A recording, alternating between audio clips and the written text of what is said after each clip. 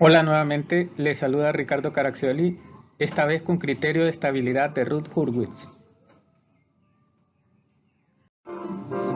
Función de transferencia. La función de transferencia está definida como la razón de la transformada de Laplace de la salida del sistema respecto a la transformada de Laplace de la entrada, bajo el supuesto de que todas las condiciones iniciales son cero.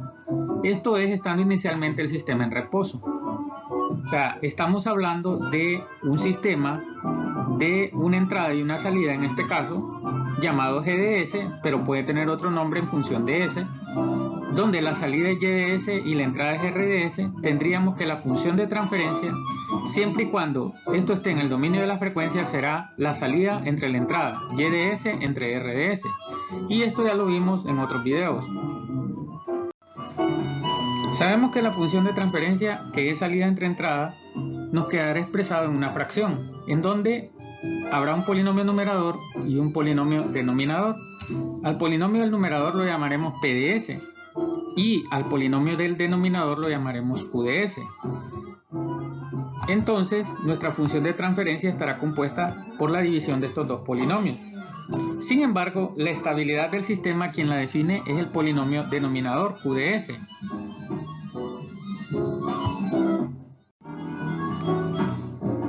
Un sistema está formado por componentes, cada uno caracterizado por su función de transferencia. Entonces la función de transferencia del sistema completo es la siguiente. Ya la vemos acá expresada en factores, donde z sub i son los ceros y p sub i los polos de la función de transferencia respectivamente. Vemos que GDS es conocida, excepto por un factor constante, que vemos acá, que es b sub m entre a sub n. Sí se conocen, claro, las posiciones de todos los polos y ceros. Dijimos previamente que la posición de los polos definía la estabilidad de un sistema. Acá podemos ver un gráfico. Vemos que si los polos están en el semiplano derecho, la función en el tiempo crece, lo cual indica que no es estable, ya que en la realidad una función creciendo sería muy dañina. Por ejemplo, un voltaje creciendo hacia el infinito.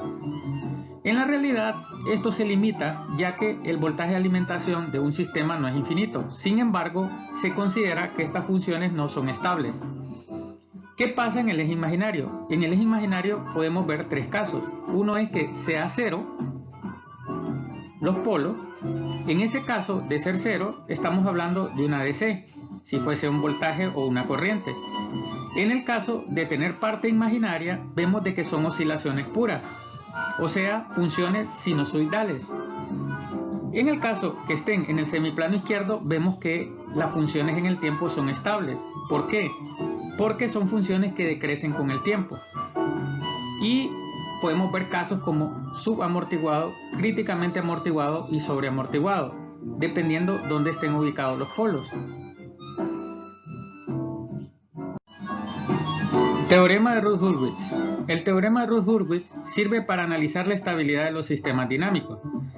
Básicamente, el teorema proporciona un criterio capaz de determinar en cuál semiplano, izquierdo o derecho, del plano complejo están localizadas las raíces del denominador de la función de transferencia de un sistema, o sea, QDS, y en consecuencia conocer si dicho sistema es estable o no. Si tras aplicar el criterio nos da como resultado que todos los polos están en el semiplano izquierdo, el sistema es estable, y si hay un mínimo de un polo en el semiplano derecho, el sistema es inestable o no estable.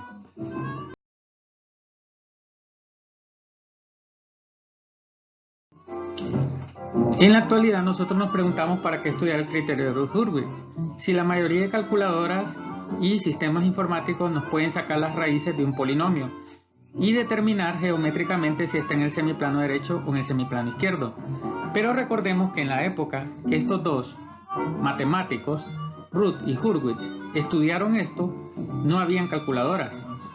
A ellos les tocó determinar a partir de un polinomio cómo ubicar las raíces del denominador o los polos.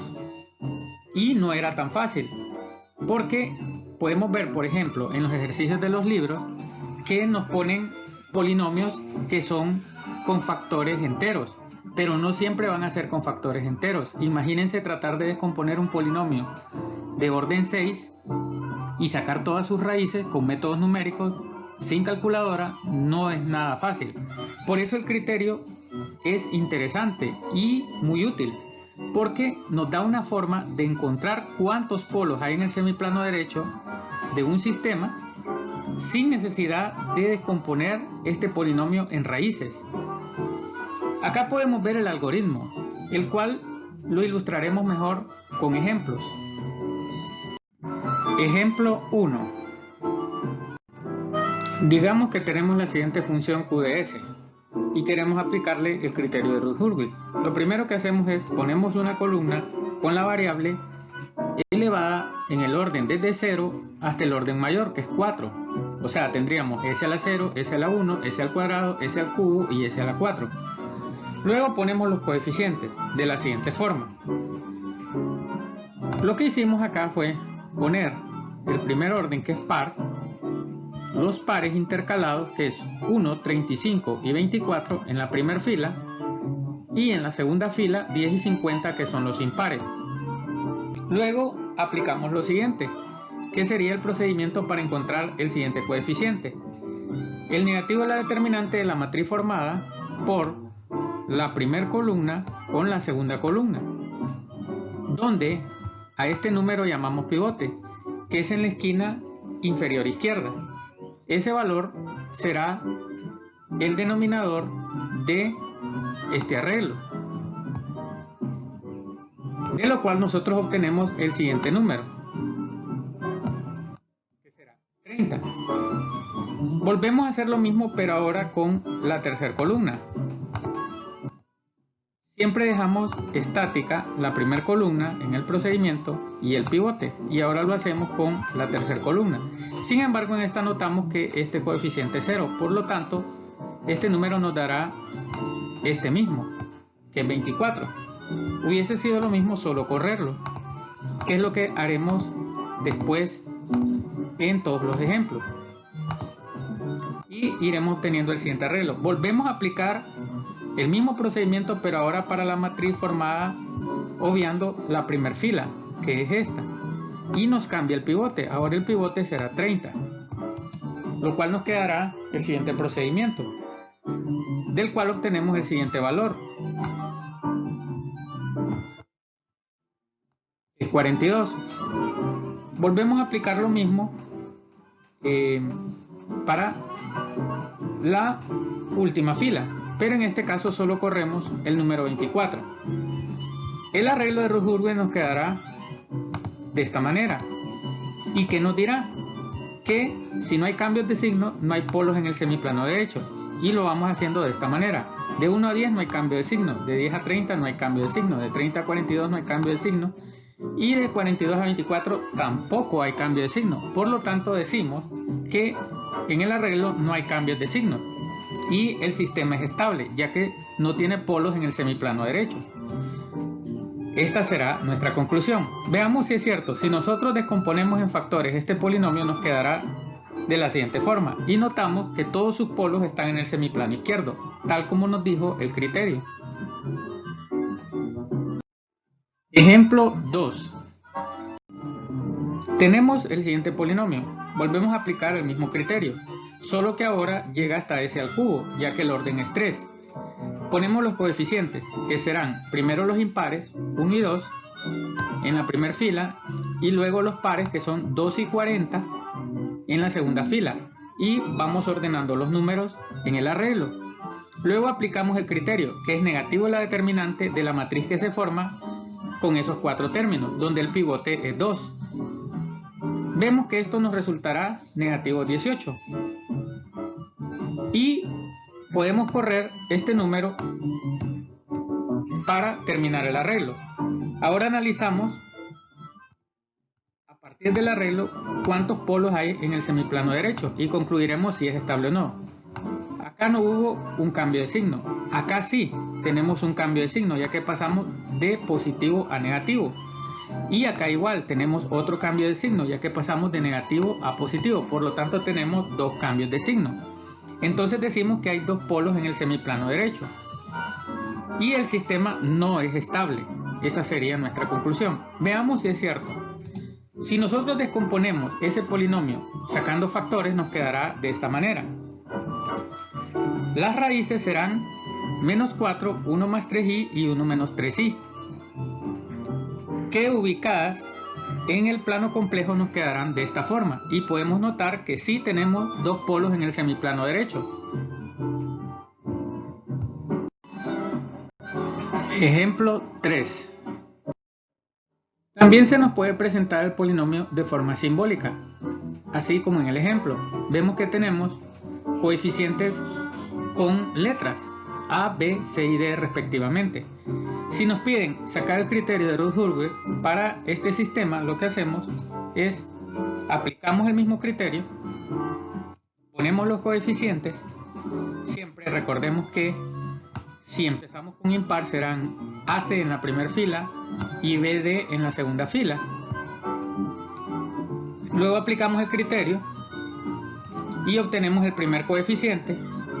Luego este lo podemos correr y nos quedará de esta forma. Vemos que acá hay una condicionante. Una es que AB y D deben ser mayores que 0. Y la otra es que BC debe ser mayor que AD para que el sistema sea estable si los coeficientes son positivos. Ejemplo 4. Digamos que tenemos el siguiente polinomio. Volvemos a aplicar el criterio. Ponemos los coeficientes. Luego sacamos la determinante negativa de la matriz que se forma con estos 4 números, donde el pivote será 1. Y vemos que el resultado nos da 0. Pero el siguiente nos daría 3, que sería solo correr este número. Este es un caso muy particular. Si uno de los coeficientes nos da 0, lo que debemos hacer es renombrarlo. ¿Cómo? Con una variable. En este caso puede ser epsilon. Entonces pondremos aquí epsilon en vez de 0. Y continuamos. Acá será 3. Volvemos a aplicar el criterio. Ahora sacamos la determinante de esta matriz, donde el pivote será epsilon. Por lo tanto nos quedará 2 epsilon menos 3 sobre epsilon, que se puede escribir de esta manera, 2 menos 3 sobre epsilon. Y luego bajamos otra vez este 3. El arreglo nos quedará de esta forma. ¿Qué haremos ahora? Ahora le daremos valores a epsilon de 0 por la izquierda y 0 por la derecha. ¿Qué pasa si epsilon fuese positivo? Si epsilon fuese positivo, digamos un valor tendiente a 0 por la derecha, tendríamos un cambio de signo acá. ¿Por qué? Porque al epsilon ser positivo dará un número muy grande, más grande que 2, y nos quedará un número negativo. Entonces aquí habrá un cambio de signo y acá habrá otro cambio de signo. Por lo tanto tendremos dos polos en el semiplano derecho si tomamos a epsilon como positivo. Veamos el otro caso. ¿Qué pasa si tomamos a epsilon como negativo? Entonces tendremos acá un cambio de signo, ya que es negativo, y este se nos convertirá en positivo y tendremos otro cambio de signo. ¿Por qué se nos convertirá en positivo? Porque el valor que quedaría 3 sobre epsilon sería negativo. Menos por menos da más y nos quedará un valor positivo en el coeficiente. Entonces, de ambas formas podemos concluir que no importa el valor de 0, sea por la izquierda o por la derecha, tendremos dos polos en el semiplano derecho, por lo tanto la función no es estable. ¿Cuáles serían esas raíces complejas? Aquí las podemos ver y ubicándolas en el plano quedaría de esta forma y podemos ver ahí los dos polos en el semiplano derecho que nos hacen a la función no estable. Ejemplo 5. Tenemos el siguiente polinomio.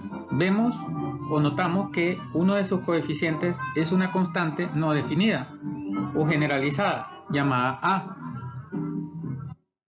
Hacemos el arreglo. Ponemos los coeficientes.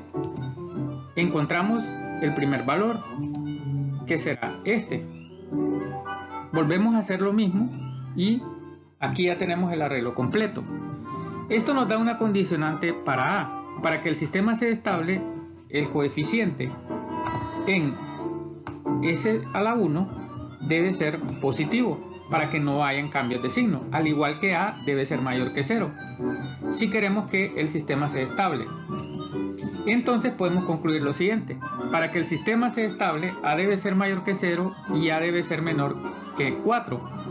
O sea, debe estar en ese rango, A mayor que 0 y menor que 4, para que el sistema sea estable. Ejemplo 6. Analicemos el siguiente polinomio, utilizando el criterio de Roth-Hurwitz. Vemos que tiene orden 6, por lo tanto, la columna principal nos quedará de esta forma. Vamos poniendo los coeficientes en las primeras dos filas, que son para los pares 1, 11, 36, 36 y para los impares 5, 25, 30. Empezamos a aplicar la técnica y lo haremos encontrando el primer coeficiente, que se formará de la matriz dada por estos cuatro elementos, donde el pivote es 5. Este coeficiente nos quedará con el valor de 6. Volvemos a aplicar eso mismo, pero ahora entre la primera y tercera columna, o sea, la matriz formada por estos dos vectores, que será esta: 1, 5, 36, 30 en las columnas, o 1, 36, 5, 30 si lo vemos en las filas.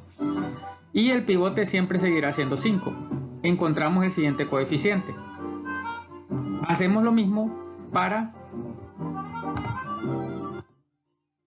la siguiente columna, pero notamos que abajo de 36 hay un 0 y solo corremos este número hacia acá.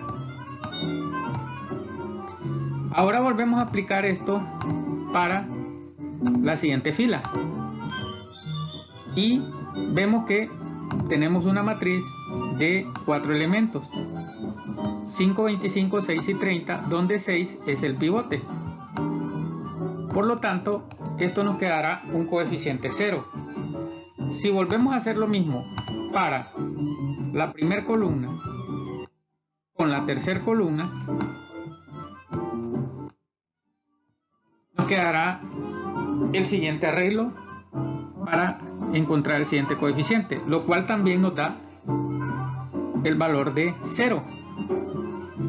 Y vemos de que este es un caso particular, ya que toda la fila se hizo 0. ¿Qué hacemos en este caso? Lo que hacemos es determinar un polinomio que llamaremos RDS, que sale de la fila antes de el arreglo 0. Como está en S a la 4, ponemos el primer coeficiente elevado a la 4, el siguiente al cuadrado y el siguiente a la 0. Lo consideramos par y nos forma el siguiente polinomio. Luego le sacamos la derivada al mismo, que nos quedará 24s al cubo más 60s. ¿Y qué hacemos con esto? Ponemos los coeficientes en la siguiente fila, en donde estaban los ceros. Ponemos el 24 y el 60. Y seguimos el procedimiento como si no hubiese pasado nada. Volvemos a sacar la determinante ahora, dividido entre el pivote, de la matriz formada por estos 4 números, donde el pivote es 24. Y nos queda el siguiente valor, 15. De este. Volvemos a hacer lo mismo con 36, solo lo bajamos, ya que abajo de él hay un 0. Y ahora volvemos a hacer el procedimiento para la matriz formada por una fila abajo, que será la siguiente, formada por 24, 60, 15, 36, donde 15 es el pivote. Y determinamos el siguiente coeficiente de este procedimiento. Y por último bajamos el 36 otra vez y nos queda lo siguiente. Ya tenemos el arreglo de Roth-Hurwitz, todos los coeficientes que andábamos buscando, y ahora podemos ver y aplicar el criterio. El criterio dice que si no hay cambios de signo, todos los polos están en el semiplano izquierdo, por lo tanto la función es estable, ya que no tiene polos en el semiplano derecho. Y vemos que en este caso se da. Todos los coeficientes son positivos y no hay cambio de signo. Entonces, para este polinomio decimos que el sistema es estable. Sin embargo, analicémoslo desde el punto de vista de los polos. Si nosotros descomponemos este polinomio, nos quedará de esta forma, cuyas raíces reales son negativas y las complejas son estas. Graficadas nos quedarán así en el plano complejo. Notamos que está en el borde de la estabilidad, ya que tiene polos en el eje imaginario. Sin embargo, esto se considera estable y serán oscilaciones senoidales o sinusoidales puras.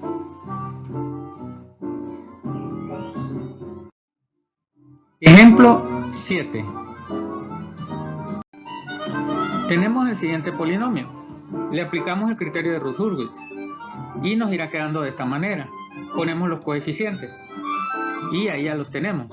Vamos aplicando el procedimiento para encontrar los coeficientes que siguen. De la matriz formada con 2, 13, 1, 6, donde el pivote es 1, nos queda el siguiente procedimiento, que está acá a la derecha. De este obtenemos el siguiente valor, que es 1. Volvemos a aplicar lo mismo, pero ahora con la primera y tercera columna. Nos quedará así, 2, 56, 1, 25, donde el pivote es 1. Y nos queda el valor de 6. Si volvemos a aplicar lo mismo, pero ahora con el valor de 25, solo corremos este y nos quedará de esta manera. Hasta acá llevamos el arreglo. Si bajamos una fila y volvemos a aplicar el criterio, veremos que esto nos quedará 0, 0, 0, ya que nos quedan números idénticos en la fila 5 y en la fila 4. Entonces se nos detiene el arreglo, ya que nos queda una fila de ceros. Ya vimos qué hacer en este caso. En este caso encontramos un polinomio equivalente a el valor de la fila 4, que es la anterior a donde se hizo 0 la siguiente fila. Y como el coeficiente es s a la 4, es par, entonces pondremos 1s a la 4 más 6s al cuadrado más 25 como el polinomio auxiliar. Ahora le encontramos la primera derivada a ese polinomio, que nos quedará 4s al cubo más 12s, y de la derivada nosotros ponemos los coeficientes en s al cubo, donde estaban los ceros, que son 4 y 12, y seguimos el procedimiento como si no hubiese pasado nada. Ahora nos quedará la siguiente determinante, formada por la matriz 1, 6, 4 y 12 con el pivote 4. Y vemos que el siguiente coeficiente será 3. Seguimos el procedimiento, bajamos el 25 y pasamos al siguiente nivel, que es la matriz formada por 4, 12, 3 y 25 con el pivote 3, que nos dará menos 64 tercios de coeficiente. Y por último volvemos a bajar el 25. Recordemos que acá lo que hemos hecho es ir bajando este 25, uno de por medio, una fila de por medio, hasta llegar al último valor. Aplicamos el criterio de Routh-Hurwitz. ¿Qué nos dice este? Que si hay cambios de signo, hay polos en el semiplano derecho. Vemos que aquí no hay cambio de signo, no hay cambio de signo, no hay cambio de signo, no hay cambio de signo, pero acá sí encontramos un cambio de signo. Y acá igual, un cambio de signo. Por lo tanto, tendremos dos polos en el semiplano derecho. Veamos si esto es cierto. Analicemos el polinomio descomponiéndolo en factores. Nos quedará de esta manera. Las raíces serán las siguientes. Vemos que tenemos 6 raíces y las cuales graficadas en el plano complejo nos quedará en las siguientes posiciones geométricas. Y vemos que hay dos polos en el semiplano derecho. Por lo tanto, podemos concluir de que el criterio de Routh-Hurwitz fue acertado. Ejemplo 8. Tenemos el siguiente polinomio. Apliquemos el criterio de Routh-Hurwitz. Ponemos los coeficientes. Empezamos el procedimiento. Y el primer coeficiente nos da 0. Luego volvemos a aplicar el procedimiento con la siguiente columna y la primera columna. Y el segundo coeficiente también nos da 0.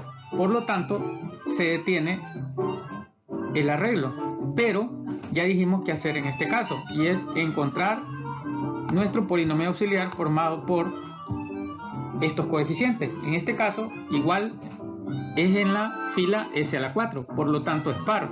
Y nos quedará 1s a la 4 más 2s al cuadrado más 1. Le sacamos la derivada, que nos quedará 4s al cubo más 4s.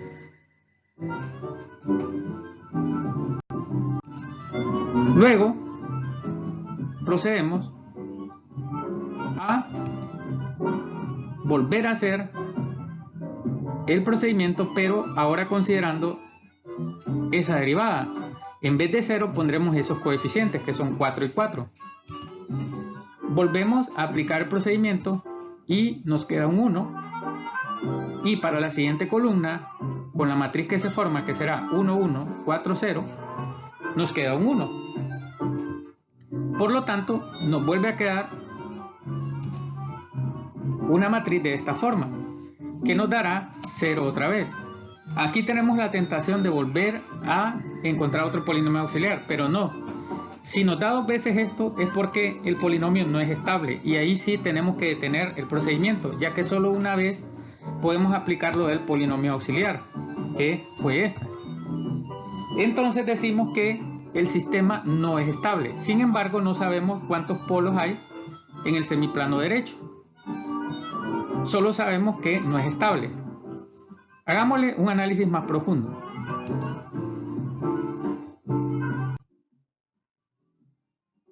Nos detuvimos acá, pero ¿qué pasa si encontramos las raíces de ese polinomio? El polinomio nos puede quedar de esta forma si lo factorizamos. Y lo descomponemos en factores complejos, nos quedará de esta manera. Vemos de que este tiene raíces en el eje imaginario, más i menos i, pero repetidas. O sea, dos veces en el mismo punto, más i menos i. Y tiene otra raíz que es menos 1, que esa sí es estable. Si nosotros graficamos esto en el plano complejo, nos quedarán dos raíces repetidas en el eje imaginario. Este es el único caso que, aunque no hayan polos en el semiplano derecho, se considera que el sistema no es estable, y definitivamente no es estable. ¿Por qué? Nos quedarán en el tiempo funciones de esta forma, senoidales, pero junto a una variable t que va creciendo en el tiempo. Entonces es una senoidal creciente. Por lo tanto, no es estable, aunque no hayan polos en el semiplano derecho de la función de transferencia. Ejemplo 9. Tenemos el siguiente polinomio característico de una función de transferencia. Aplicamos el criterio de Routh-Hurwitz y ponemos los coeficientes. Hacemos el procedimiento. Encontramos el negativo del determinante de la matriz formada por 1k, 3 y 10 con pivote 3. Y encontramos que el coeficiente nos quedará k menos 10 tercios.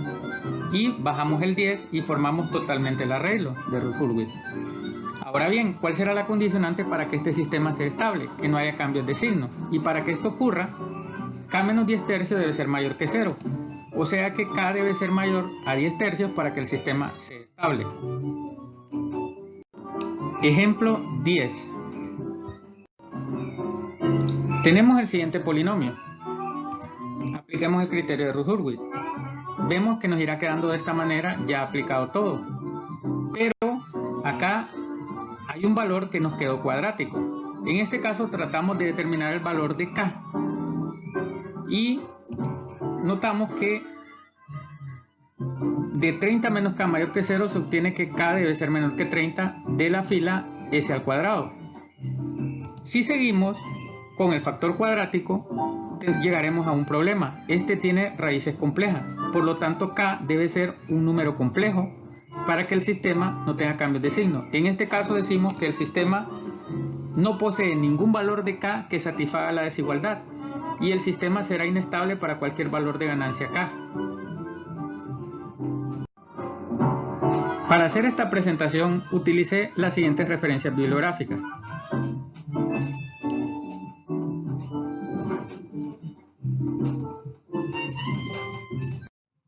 Esperando que este video sea de provecho para ustedes. Gracias por su atención.